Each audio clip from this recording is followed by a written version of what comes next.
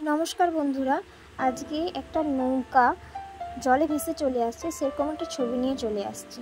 তো ছবিটা আঁকতে আঁকতে ছোট্ট করে নৌকার একটা গল্প হয়ে যাক।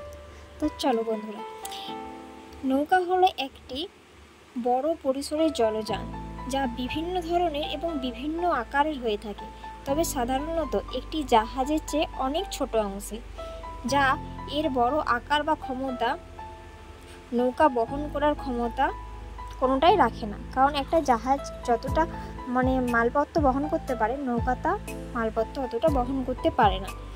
ছোট নৌকা সাধারণত অভ্যন্তরীণ জলপথ যেমন নদী এবং হ্রদ বা সুরক্ষিত উপকূলীয় এলাকায় ব্যবহার করা হয়। পৃথিবীর অনেক দেশে নৌকা ক্রিয়া প্রচলিত আছে এবং প্রমোদ ভ্রমণের জন্য ব্যবহৃত হলেও বাংলাদেশের সহ বিশ্বের অনেক দেশে নৌকা এখনও স্থানীয় যাতায়াতের অন্যতম মাধ্যম। এছাড়াও পণ্য পরিবহনের জন্য এটি খুবই গুরুত্বপূর্ণ। বাংলাদেশের বর্ষাকালে প্রচুর ব্যবহার করা হয়। নৌকা চালকদিকে সাধারণত মাঝি বলে, সেটা আমরা প্রত্যেকেই জানি। দেখো, আমার আঁকা পুরোটা শেষের দিকে আছে। তো এই ছিল ছোট্ট একটা নৌকার কাহিনী। জানি না কতটা বলতে পারলাম, ভালো লাগলে তোমরা জানিও। লাইক করতে হবে না, শুধু কমেন্টের মাধ্যমে এইটুকু জানিও ছবিটা কেমন হয়েছে।